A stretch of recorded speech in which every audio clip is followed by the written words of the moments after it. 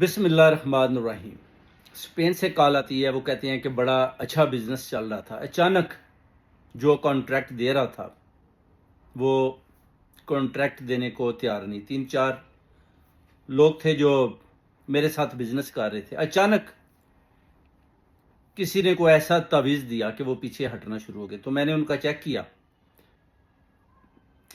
ایک آدمی نے ان کو تعویذ ڈالا ہوا ہے، اگر کوئی ان کے ساتھ کانٹریکٹ پہلے کر رہا ہے تو وہ بھی پیچھے ہٹ جائے، نقصانات پر نقصانات ہو جائیں۔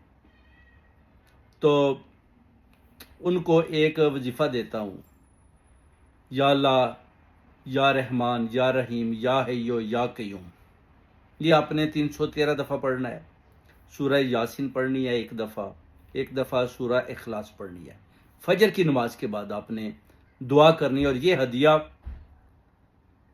اہل بیت کے نظر کر دینا ہے، اور وہ ہدیہ فرشتوں کے ذریعے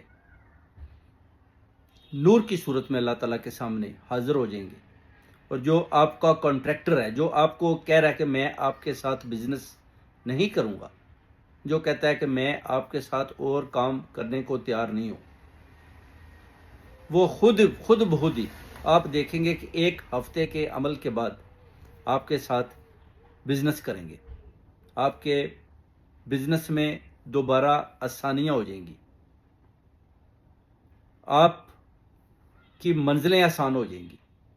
جس چیز کو ہاتھ ڈالیں گے وہ سونا بن جائے گی۔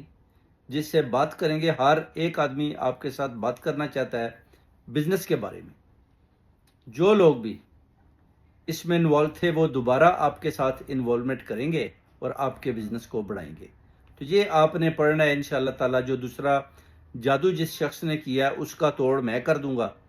باقی آپ نے یہ دعائیں پڑھنی ہیں۔